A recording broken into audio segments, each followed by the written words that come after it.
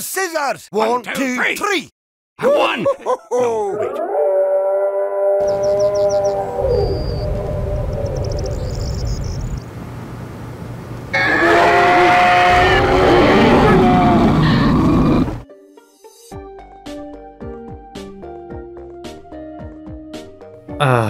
The undead. The ultimate usage of underwhelming ubiquity. Usually some unqualified unborn underestimates the unending amount of undead and unceremoniously becomes an unknown. Unlike you unjaded unifier of the unbelievable, actual unity in TF2. Zombie Escape is a custom game mode that sees you escape from zombies. Shocking, isn't it? This may sound easy, however, as zombies don't have brains and you have bullets, but the sheer tenacity, health amount, and gross enzymes the zombies have means you gotta be on your toes. Humans have to hold out in an area whilst the zombies attempt to push at them, only to fall back as maps progress, requiring a decent amount of teamwork and coordination to properly ensure zombies don't take flanks and that everyone moves up or defends at the right time. Or else. Of course, what classes are the true successors of surviving, and what zombies are the idols of infection incarnate?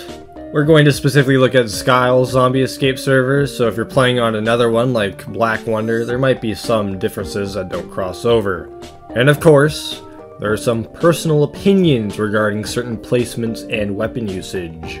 Starting off with the humans.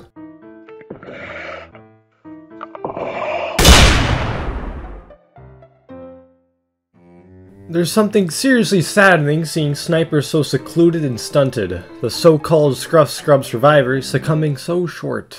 Makes me sick. Coming to this game mode, I had a very clear idea on who would be the strongest and weakest classes, and lo and behold, asking around with fellow players seems to confirm that Sniper sorta sucks. It should be expected, to be fair. The class that specializes in striking sole targets is horrible at crowd control. That's not to say that Sniper is completely useless, however. The ability to stun zombies briefly on headshots and deal 900 damage from any distance can be effective in pushing them back, but only if you can get a clear shot off. In tight corridors and in late into a round, you'll be looking at a reenactment of Black Friday, and with all those colliding hitboxes, landing a headshot becomes a problem. Well, even more of a problem. Most guns in this game mode have increased clip or ammo capacity, and even more importantly, an increased reload and fire rate increase. But guess what weapons don't have any of that? There's also the time-old trouble of tunnel vision. Try not to get too focused on the tops of people's heads or you'll find yourself teleported alongside the zombies. Granted, this is an issue that could affect every class, but it happens more on Sniper. Scoping in while scattering to the next sector could also see you being swarmed. Thankfully, the SMG solves the situation, acting sorta like a shrunken minigun.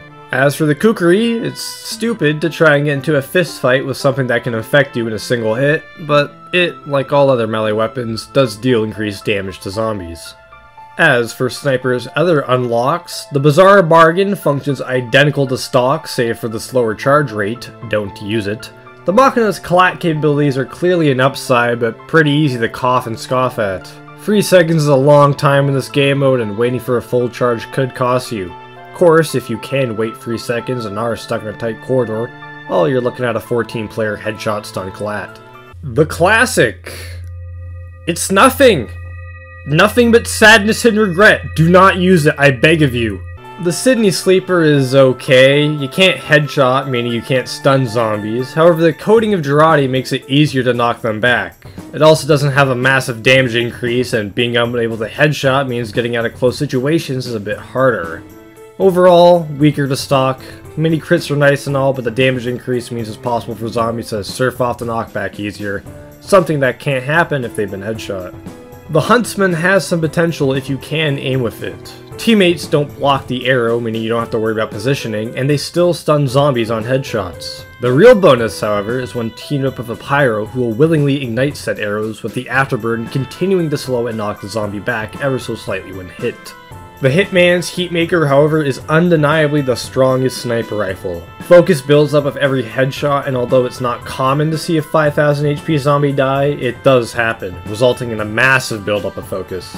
Activating it grants Sniper some slight crowd control capabilities, which is much needed in this game mode.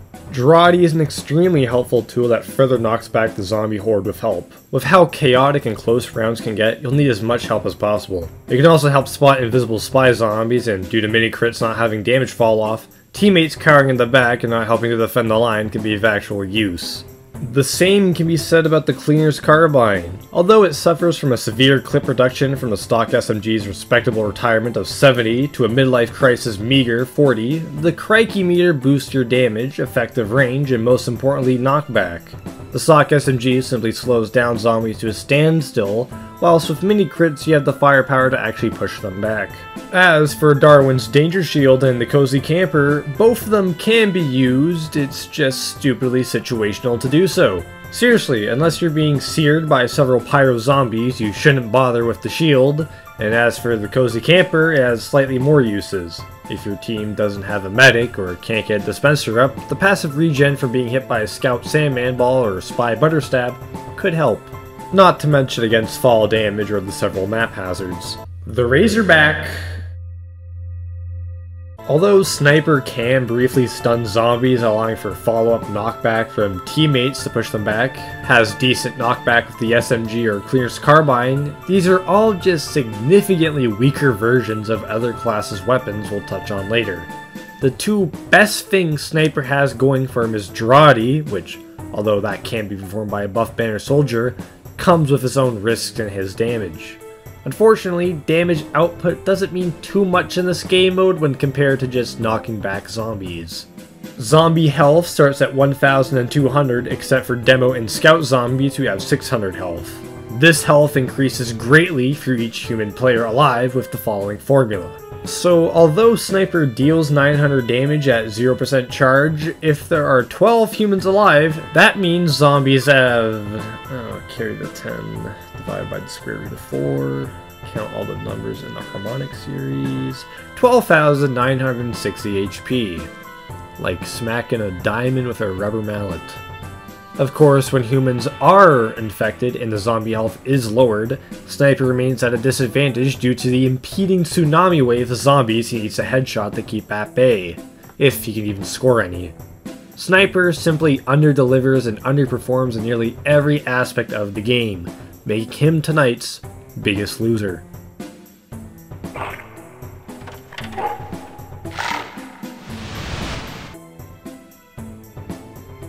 Sneaking and skulking around in the shadows surely seems like the safer situation when shit hits the ceiling, but you'll be shocked at the supreme power scaling the stabbing assailant seems to show. Spy is easily the class that relies most on map choice to be at its peak potential, relying on large open areas so he can sneak around zombies while disguised or invisible to score backstabs. Dealing a little bit over 1000 damage, giving him a slight speed boost and uber to get away. Despite the game being much more focused on holding the zombies back, there have been times when one zombie will get a bit too close only to be daintily backstabbed and killed. Shame this only works once. Zombies will typically turn around on occasion or notice the fairly obvious spy, away from everyone else and zero in on his location, getting him infected, a lifespan rivaling a goldfish. In maps that are as tight as your mum, Spy can't really afford to sneak around or let the zombies get past him without risking being teleported on top of them or being cut off from his team entirely and forced to fend for himself. Thankfully, his revolver functions as a decent option for pushing zombies back with 24 shots in a clip, although the knockback range and spread are outclassed by Scout Scattergun, it still packs a rather hefty punch. All of Spy's revolvers function the same, with increased clip size and firing rate, meaning that by pure technicality, the Enforcer and Diamondback are upgrades, as minor as the bonus is. The Ambassador is the sole outlier to the increased firing rate, however, to balance out the fact that it too can stun with headshots. Something that isn't needed at all and screws you over if more than one zombie tries to take a bite out of you. If you want to stun zombies with headshots, play Sniper. The best revolver to choose would have to be L'Étranger, however. The damage penalty doesn't mean anything in this game mode, and although it doesn't give cloak back on hit, it still retains that 40% cloak increase. As for knives, the Big Earner just consumes your health with no actual upside, and the Eternal Reward just consumes your cloak with no upside. Even if you were to get a backstab kill on a zombie, you'll often find yourself disguising as a teammate rather than a zombie. The kunai is rather unique, although it does greatly reduce your HP from 200 to 145, meaning you're at a greater risk for being affected by weaker zombie classes like Spy or Scout, but on any backstab you get your overheal, allowing you to take a hit from a zombie like Heavy. If you rather played on the safe side, however, the Spy Skull provides bonuses against zombie pyros and isn't used up when set on fire. The Dead Ringer allows you to take a free hit from any zombie, allowing you to quickly get the hell out of dodge. Would say it's a lot better compared to stock, as there will always be one zombie you don't see coming.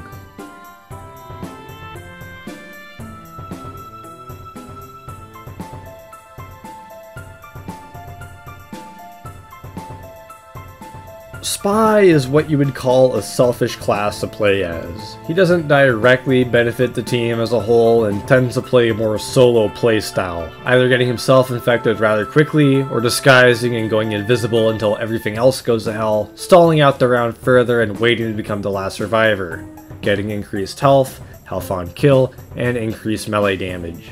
Recall what I said about becoming ubered on a backstab? Zombies will throw themselves onto Spy and he just slices and dices them up for the remaining 5 minutes. It's quite hard to understand what role or niche Spy actually fills into this game mode. Classes like Medic, Scout, and Engineer fit a support or harassing role, and Heavy and Pyro are the main powerhouses. But for Spy, I suppose he's meant to be a last resort option for when the line is breached or a solo player who strives to make his teammates suffer. His weapons and playstyles only ever seem to benefit him over his actual team.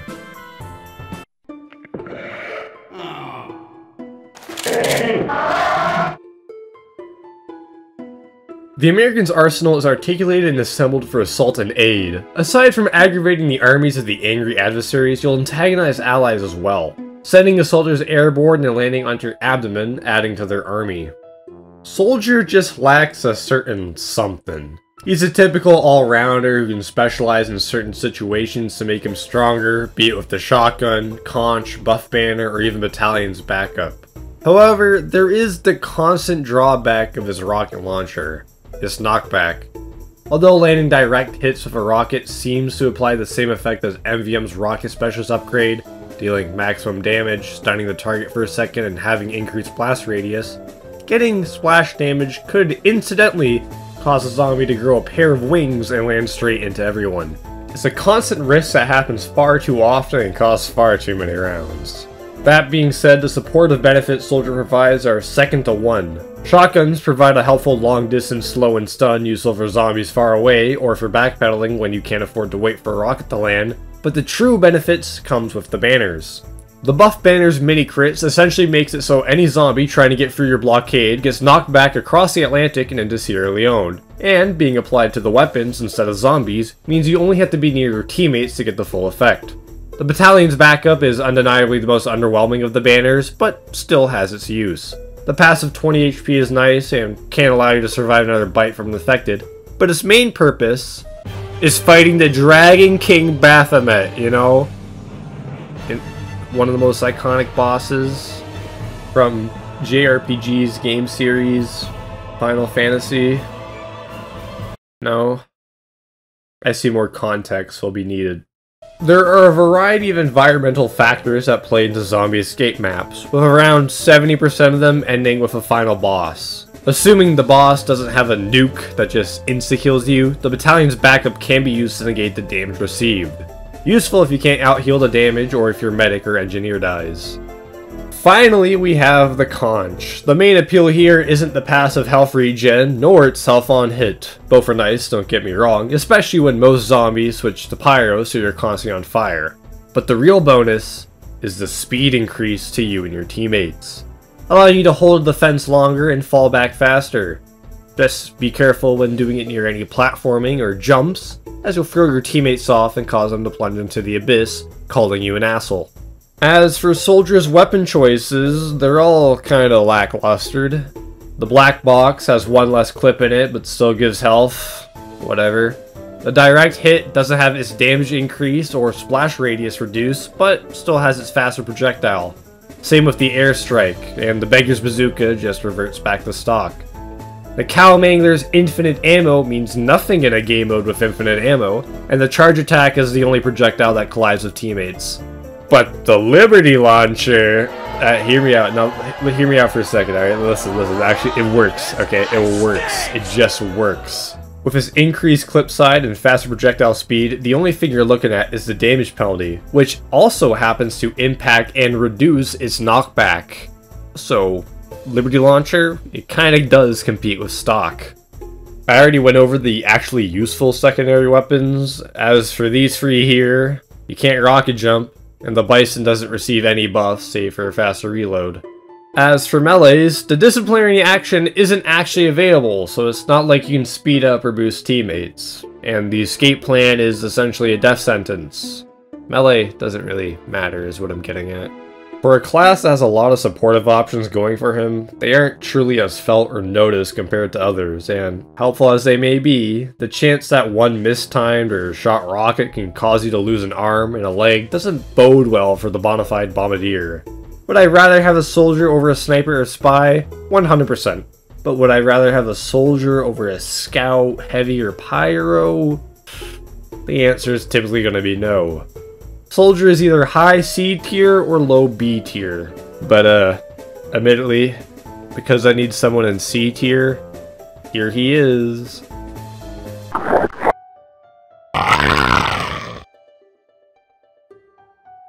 Maybe I'm missing the manner of this medical man, maintaining members of the militia, moreover maiming and massacring the millions of those who moved from the morgue, making sure mishaps and mistakes may not be multiplied. Meh, still causes migraines for me. I'll be honest, I don't see the exact purpose of medic in this game mode, but many people have politely told me that medic can be a real lifesaver. More than he already is, I guess. All classes have increased health as survivors, but for some odd reason the game doesn't spawn you with that health, and as a result you'll need a quick solution to this problem, with your best option being an amputator medic. And although Scout's Mad Milk and Soldier's Conch may provide nice healing on hit when dealing with the Horde, this does require zombies to shoot at, which isn't always available, especially during most boss fights, where the damage you'll receive while crouching, jumping, and juking lasers will start to add up. Engineer dispensers provide a nice central point of healing, but if you're forced to move constantly, or if the engineer can't set up his dispenser in time, medic is your only choice. And if the zombie horde gets a bit too close for comfort, you'll always have Uber, which will send them back to their graves and up the other side in the Jiangxi province in China. Preferably the Kritzkrieg, as you'll get a lot more use out of it, with its faster build rate and of course, actual Uber. But what if the medical man needs a way to back himself out, in case he's cut off from his teammates because he is an idiot and overextended with the Uber saw? Ripley's, believe it or not, the syringe gun is extremely good in this. Imagine an in-between of Sniper's SMG and Spy's revolver. It has virtually zero spread, shoots extremely fast, has a massive clip, and deals enough damage and knockback to successfully hold its own against a group of zombies.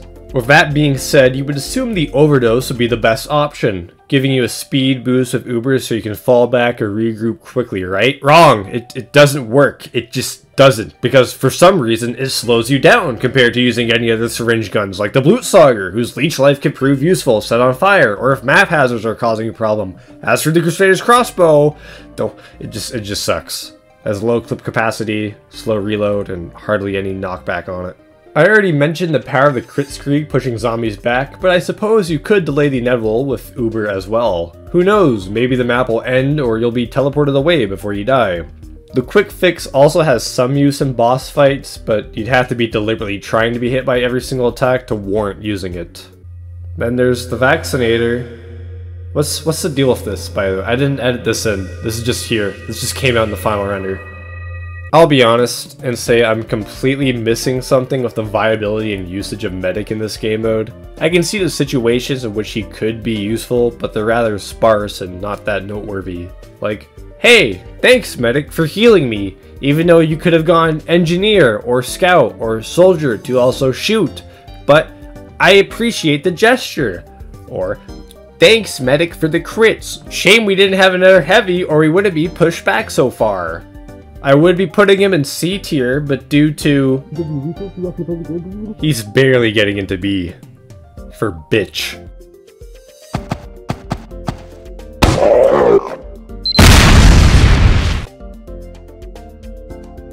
Despite being drunk and dumbfounded during this deranged and devilish day, the demo delivers in damage and delaying the dozens of droves of dead, making their duty dreadful and driving them delirious with duplicating daydreams and dozing off. Demo does the same job as Sniper, stunning zombies and delaying them from regressing so they can be knocked further back. Except he does it 90 times better. He may be limited in his range compared to Sniper, but are you worried about the zombie all the way in Texarkana or the one knocking on your front door? While Sniper is also bogged down with a long reload, aim time, and limited to only being able to hit a single zombie at a time, Demo can hit and stun several through the use of the Sticky Bomb Launcher. Detonating a sticky directly underneath a zombie will stun them for 3 seconds. Combine that with the faster reload and larger ammo capacity, not active stickies mind you, and you can easily stun a choke point out. Combine the stun with Demo's grenade launchers to greatly knock them back. It's a lot safer and more reliable compared to Soldier's rockets, just make sure you don't miss and have rollers boosting them forward. Of course, swapping to your primary means you aren't shelling out stunning stickies with your secondary, so Demo needs to be with other teammates such as Heavy Pyro Scout to make the most of his abilities. What about Demo Night? What do you think this is? Left 4 Dead? You can't use melee in this. You can't even go Demo Night anyways, as the bootlegger and Alibobby's wee booties are blacklisted. You can equip a shield that can be used to either make a quick getaway or tank a single zombie hit at full charge, but you wouldn't need that if you just stun zombies while retreating. In terms of what stickies are the best, I would say all are situationally useful with their upsides and downsides, mirroring their casual gameplay impact. The Quickie Bomb Launcher works better at longer ranges due to its increased charge time, and works well if you're being constantly pushed and pressured against a horde, while the Scotch Resistance allows you to detonate stickies when zombies pass them, allowing you to create a checkpoint or wave of stickies, detonating them when the zombies come at the cost of arm time. And Stock still functions as the in-between, being good in setting traps and spamming. The grenade launchers are pretty cut and dry with the Iron Bomber in stock. As for the loose cannon with his great knockback, it's blacklisted, can't use it. I would recommend the lock and load personally. It doesn't have increased ammo or even an increased reload speed, but the fact you don't have to worry about rollers rising to reanimated right onto your rump is rather nice. Plus the projectile speed and damage bonus is alright. If you're a pill god though, just use stock or the Iron Bomber.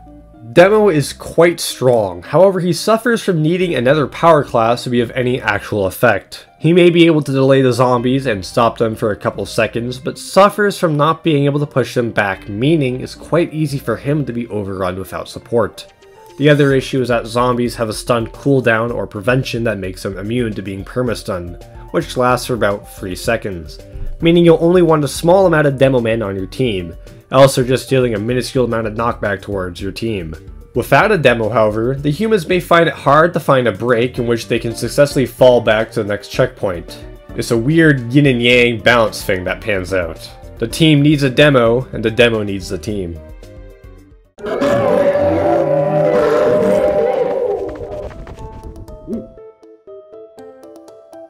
Sprinting through the sorrowful sights while shooting a scattergun and supporting several souls, saving them from substituting themselves to a seriously sorry and shriveled state, while searching and scouring the shore for several switches. Some say Scout is selfish, saving his speed and such for himself. Such sources are somewhat sincere, sadly. Scout retains his speed in this game mode but loses his double jump to ensure he can't camp anywhere zombies can't reach. Despite the loss of his Boston's Heritage jumping ability, his speed and scattergun still makes the class rather viable and a welcome addition for any team, when played correctly.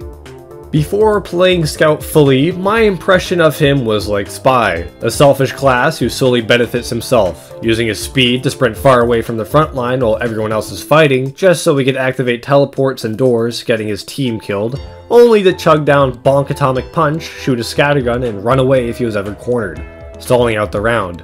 If he screws up, he can so easily get out of trouble, making playing against him as a zombie and with him as a human as annoying and aggravating as Stuart Little too. And to be fair, this is like a solid 75% of Scout players in Zombie Escape. Makes me want to strangle them. But if you can ignore the shitty players who hug doors and look at the people who know what they're doing, Scout becomes a real supportive powerhouse who harasses zombies and helps humans. The scattergun takes everything we said about the SMG, revolver, and syringe gun and magnifies it by 9.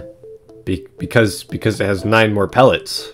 meaning you're capable of hitting a larger amount of zombies, knocking them back with ease compared to the solo targeting the other three have.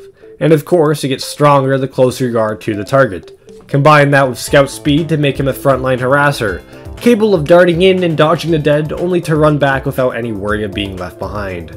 This speed also makes him ideal for continuing the map by hitting switches. Just make sure you don't camp there and run back to help the team out. Of course, long-distance harassment becomes an issue unless you plan on using the pistols, each with its obvious ups and downs. Stock has his ideal clip size, the Pretty Boy has health on hit, and the Winger negates all fall damage, which can be somewhat useful. Still sorta outclassed by just healing on hit though. As for his Scout support capabilities, however, he can carry Mad Milk, whose usage is quite obvious enough, not only for healing teammates, but also revealing invisible zombie spies, and its true claim to fame, Bonk Atomic Punch. Drinking Bonk doesn't just make Scout invincible for a short period of time, it also greatly boosts his speed, and his teammates' speed, allowing them to quickly fall back to the next checkpoint. In contrast to the Conch, it doesn't require any damage dealt and grants a slightly faster speed bonus. As for other weapons, the Shortstop, despite being a mid-range option in casual TF2, is a massive downgrade in this game mode due to the decreased pellets and reload time. And despite the game being based on knockback, the Force of Nature doesn't have any. It also has an incredibly small clip, slow reload, and such a wide spread that you'll hit a barn door, but nothing else. The Soda Popper, however, does work as intended. It doesn't grant any hype, but has an even faster reload and firing speed, and an increased clip. The Backscatter, I find, is in a similar boat to the Force of Nature, but people have, once again, politely, told me that it's Scout's most damaging primary. Keyword being damaging and not knockback. Ideal for boss fights, but not so much zombie hordes. The Babyface's Blaster is also rather unique in the fact that it does keep its boost on hit, and thanks to the increased reload, firing rate, and lack of a double jump, and the fact that all enemies are restricted to melee, means keeping and building that speed is extremely easy. The only secondary I didn't go over is the Criticola, which is alright. Functions identical to the buff banner, but only for you. And the Flying Guillotine, which has increased knockback, but the same cooldown, so you can't rapidly throw it. Bleed damage on zombies is alright, it's meh. Bleeding slows the zombies down like they were getting shot at, so you don't need to have your attention on them like they're a 4-year-old, but that's really it. Scout surpasses and excels in a supportive speed and overall functionality when compared to Soldier. Both are close-range combatants with support possibilities, and although Soldier does have more options available to him, he's very basic, can only do one job at a time, and poses a slight risk to his team compared to Scout, who functions as a frontline harasser, support, and switch pusher all at once. It's a shame so many people just seem to cower in the corner as him instead of using his full potential.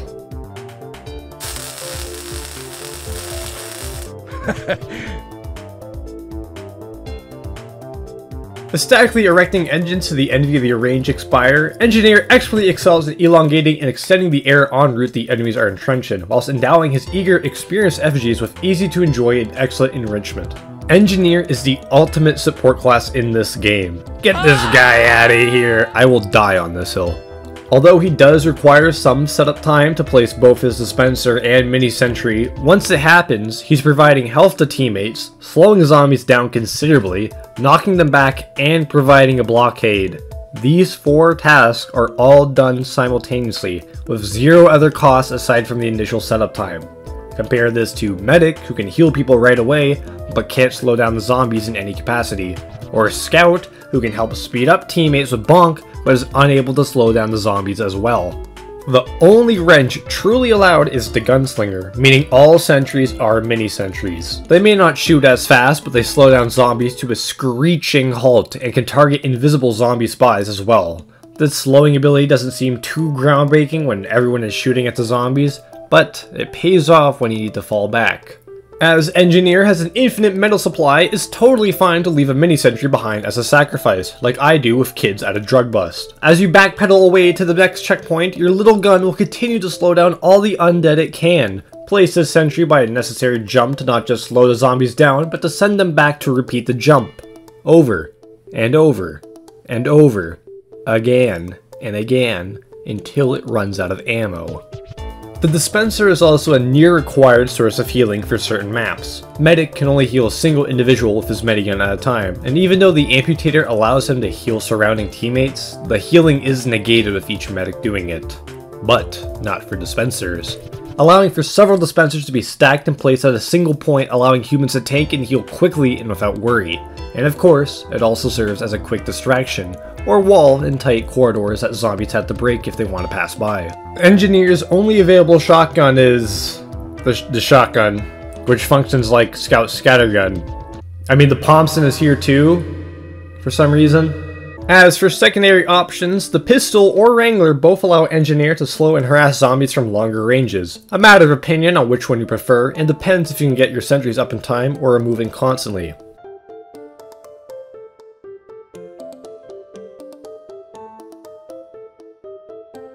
Engineer is a necessary support class within this game. With his centralized healing, slowing sentries, and the ability to use all his tools in his kit at once. Of course, there is one small issue of being a support class in this game. You can't push a horde of zombies back. Every class we've discussed so far will have immense difficulties being able to deal with 20 zombies rushing them at once, with the exception of those in S tier. So although Engineer is the all-in-one support kit for his team, he certainly can't solo this.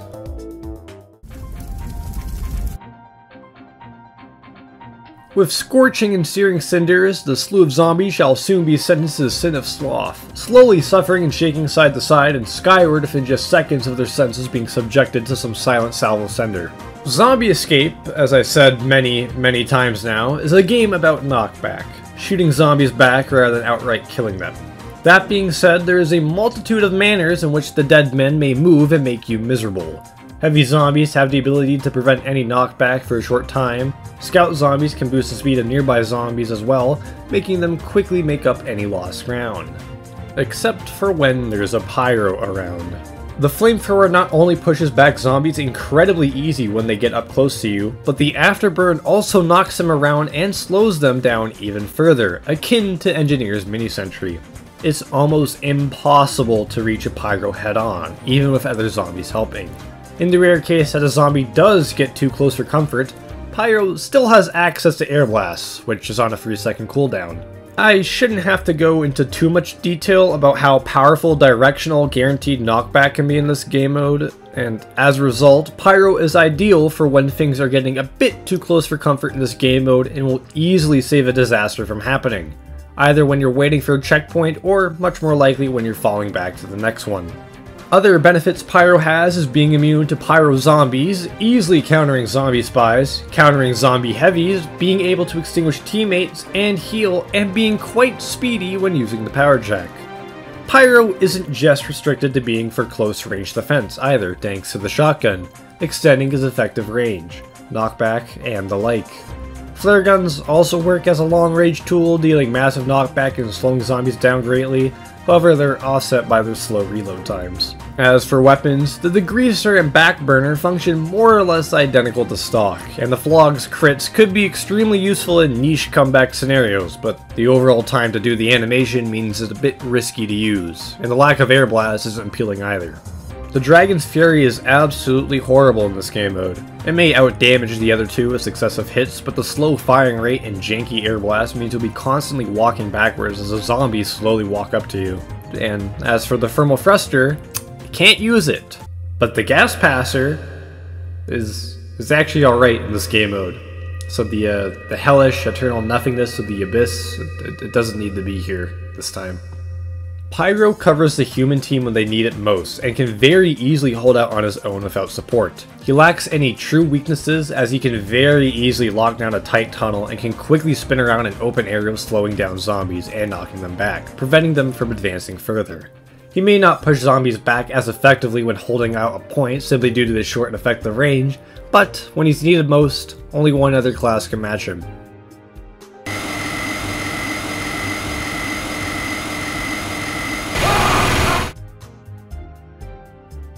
Halting and holding back the hordes by hurtling hundreds of high-velocity bullets whilst helping his human homies head home. Heavy has hardly any hassle this harrowing hour.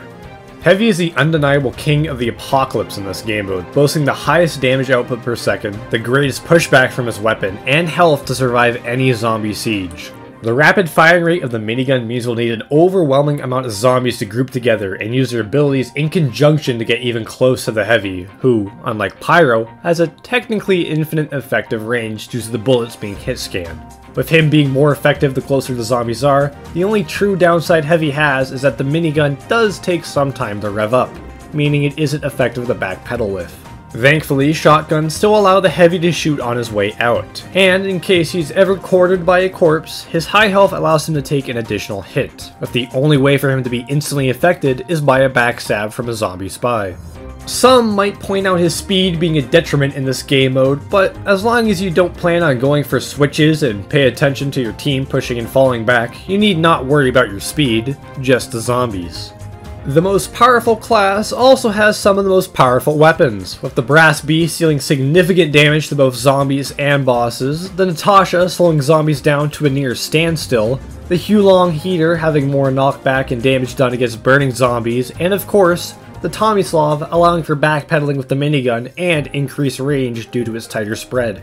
The Sandwich can be used to heal teammates or yourself in a pinch, although the animation is a bit too long to risk that. The Buffalo Steak Sandwich gives Heavy a slight speed boost when eating it, but once again, the animation. In addition to not having a reliable way to push zombies back while retreating kinda cancels it out. Melee wise, Heavy has the Grue, which also slightly boosts his movement speed at no cost, as long as you pull it out at the right time. And the Warrior Spirit. Its purpose isn't apparent until Heavy is the last one standing, however, granting him even more damage and health when combined with the Final Survivor's mini crits and overheal. You could use the Eviction Notice as a in-between as well, but I didn't test it that much compared to the other two, so I can't vouch for its real effectiveness. In an ideal match of around 28 human players, you'll want roughly 1 to 3 sniper and spies, 3 to 4 soldiers, 2 to 3 medics, 3 to 4 demos, 3 to 4 scouts and engineers, and as many pyros and heavies the game will allow.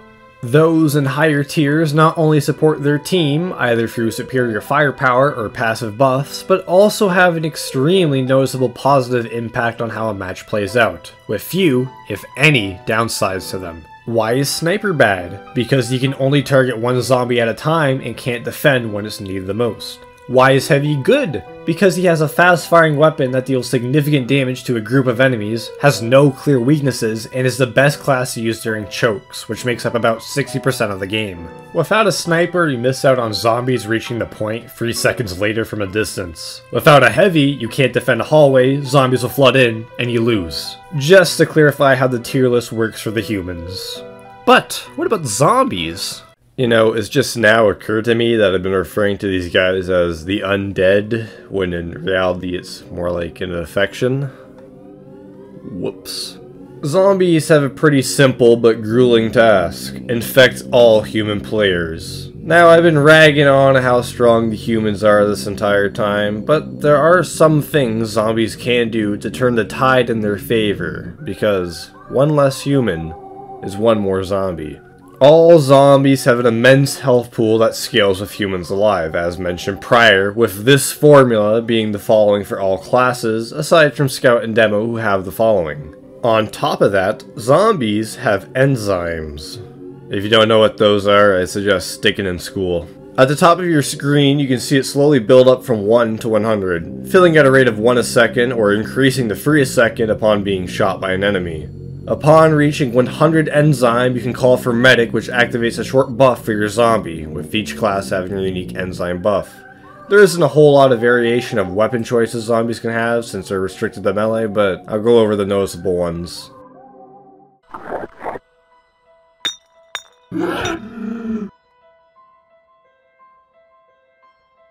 Demo is disturbingly deficient as a dead. That feels deliberate. Doesn't do anything delectable. Just die a dozen times. Hey, so remember when I said that every class has a special ability when reaching 100 enzyme? Guess who's the only class who doesn't? That's right, Demo. He doesn't have any special ability, has half the HP compared to all other zombies, has an incredibly long melee swing speed penalty, and also runs slightly slower than other zombies. Demo zombies have two things going for them, which are that they can equip a shield and charge with it, after a minute of waiting for the charge to fill in. Since the charge isn't related to the enzyme ability, it means that it's stagnated to that 1 minute timer. You can't speed it up by taking damage. And although the speed increase during charging might seem nice and useful for maybe picking somebody off, it instantly gets negated by getting shot at. The other bonus Demo has is that his swords have increased range, which doesn't matter if you're having difficulties getting close enough to hit the humans anyways. I know I said I would go over melee weapons for zombies to use, but you shouldn't use Demo regardless.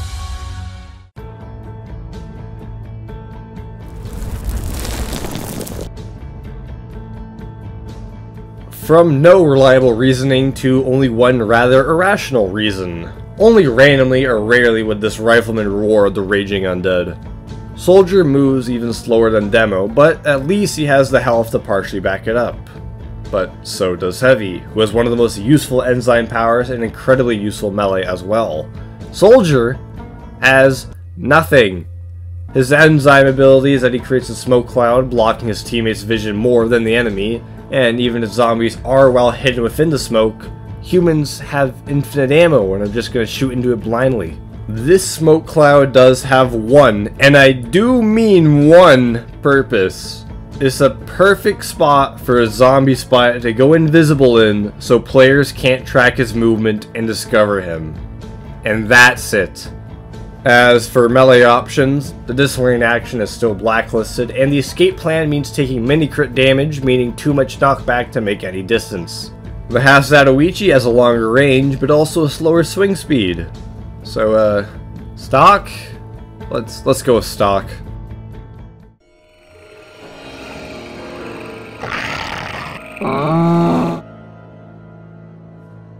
From being stupid to select to still stupid, Sniper is easy to shrug off and should be shown off in several select scenarios such as surrounding a siege. Sniper's enzyme coats nearby enemies in Jarate. This may seem like a decent ability if you can get up close and personal, making people's visions blurry, and having them be at a risk of taking increased damage from scouts or pyro zombies, which is where the Sniper enzyme shines, in coordinated team attacks, hard as those may be to pull off.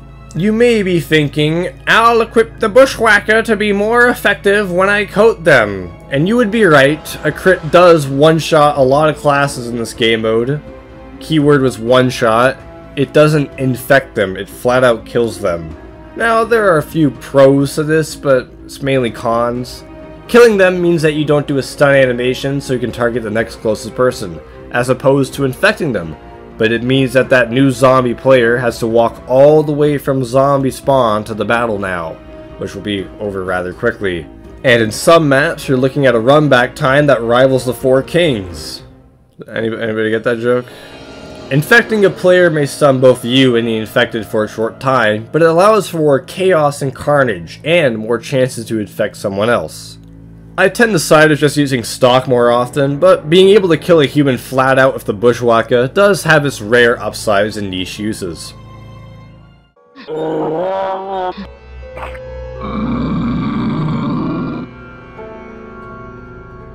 Healing and helping the Horde while holistically having them hold off harm, he also has a hemorrhage attack that hurt humans while healing himself. Medic is admittedly a zombie class that didn't play a whole lot, primarily because he just sits there and taunts with the Amputator to boost zombies rushing at enemies. It's nice and helpful, but it isn't a whole lot. His enzyme ability can cause bleed damage on the closest survivor to him in range and gives him some additional health. It's fairly mediocre, but the Amputator's taunt can become helpful later in matches where zombies are more likely to die from damage. As for other melee options, just don't. Alright?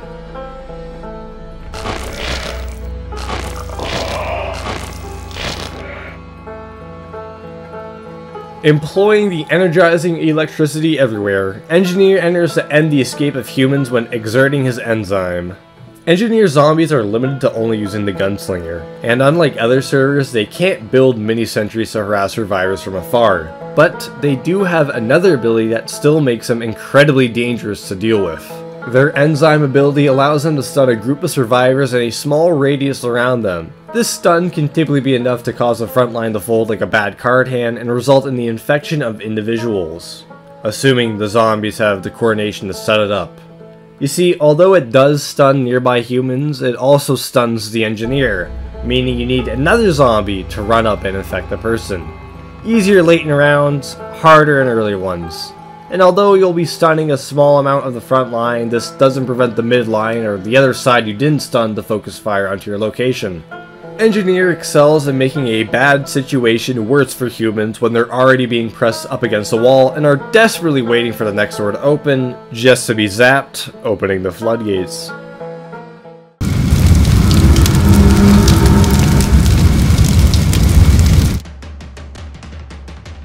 The Arsonist arises anew, and with it the ability to set aflame all adversaries while being absolutely unaffected from being alight. Pyro retains his passive bonus, such as his Afterburn immunity, making him ideal to rush forward a group of human pyros, and, depending on weapon choice, is a decent chaser, building destroyer, or can cause slight panic through damage over time. His enzyme ability turns him into an unliving bomb, greatly reducing his health but causing him to explode and ignite players on death. A single pyro won't cause much chaos and carnage as the humans will be able to shrug off the damage, but a whole army of arsonists set alight? Getting roughly 3 or 4 pyros to explode onto a group of humans will typically be enough to kill them, although this is countered by having a human pyro, several dispensers, or a competent medic. It isn't a foolproof plan, but it's often enough to win a match. As for weapons, the 3rd degree allows you to infect 2 people for the price of 1 swing. The Power Jack speeds Pyro up, allowing him to close the distance on those retreating at the cost of increased damage against him. And the Home Wrecker allows Pyro to one-shot all of Engineer's buildings, significantly reducing their usage. The Sharpened Volcano Fragment, although kinda being useless due to this reduction in damage, can be helpful against heavies due to this Afterburn.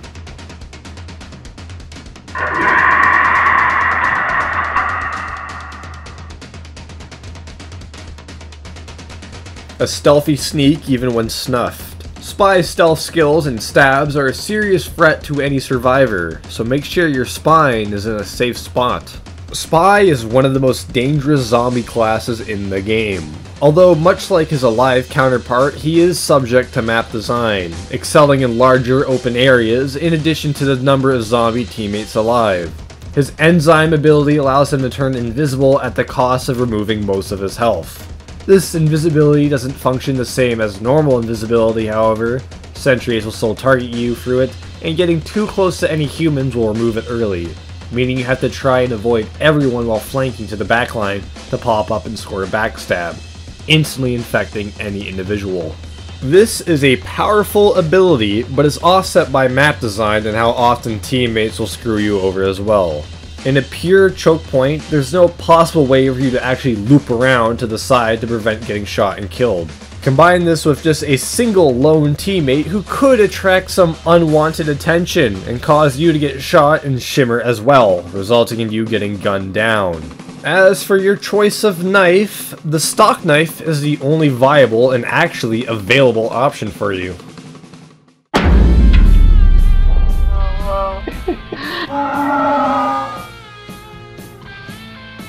Despite decaying for days, the Dead deflects damage and destroys the defender's defensive line, dragooning them into a derelict and destroyed definition. He may have the same baseline health as the other zombies of 1200, but Heavy has access to the extremely defensive Fist of Steel, reducing any and all damage by 40% in addition to his natural 50% resistance to knockback. Combine this bulk with his enzyme to break through the defensive line and force the humans back. Although he may have a 50% resistance to knockback, the sheer amount of firepower that the human team can assemble will still jostle and rustle the Heavy's jimmies. But, thanks to his enzyme ability, he is fully immune to all knockback, with the exception of Air Blast and Short Stub. This allows Heavy to break into the defensive hold humans have with ease, while also being used as a zombie shield for zombies behind him to get closer. This enzyme does freeze the Heavy after its duration so he can't make more ground, but unlike Engineer, who is stunned, Heavy can still attack in this phase. Trying to fight a horde of zombie heavies like going up against the wall, and buddy, he is the fucking wall.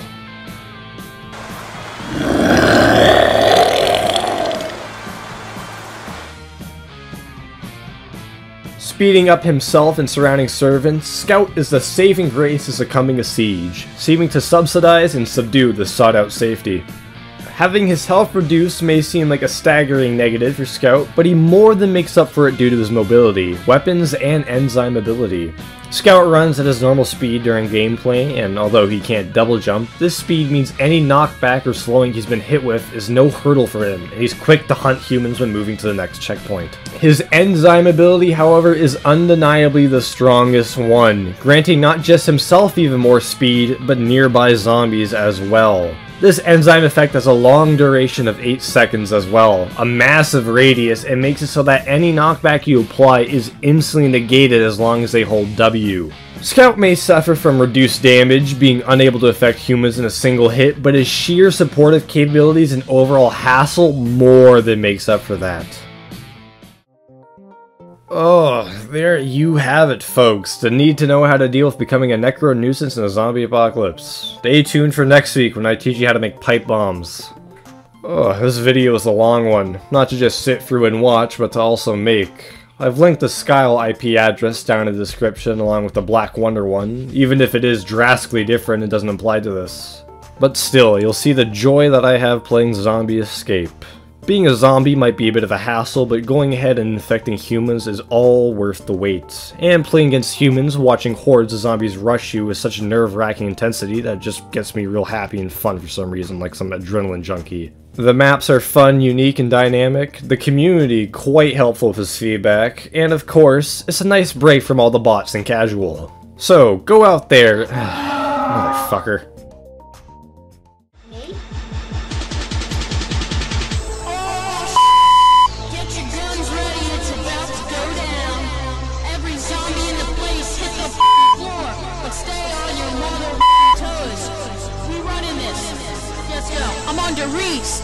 I'm on the Reese. Everybody look at me cause I'm pissing on a zombie. I'm on the Reese. I'm on the Reese. Take a good hard look at the map. I'm on the Reese, take a look at me. Straight flying through the air on a teleporter. Busting 10s, I'm a sec, reaching at my leg. You can't stop me, cause I'm on some jug. Take it, trick, I'm on the Reese. We just drinking some double tap, cause it's so crisp. I got my ray gun and my Wonder Waffies. I'm zombies, you're at your house spectating. I'm riding on a porter, getting sick. The porter's flying, everyone. But this ain't Star Trek, this is real as it gets. I'm Darius, don't you ever forget.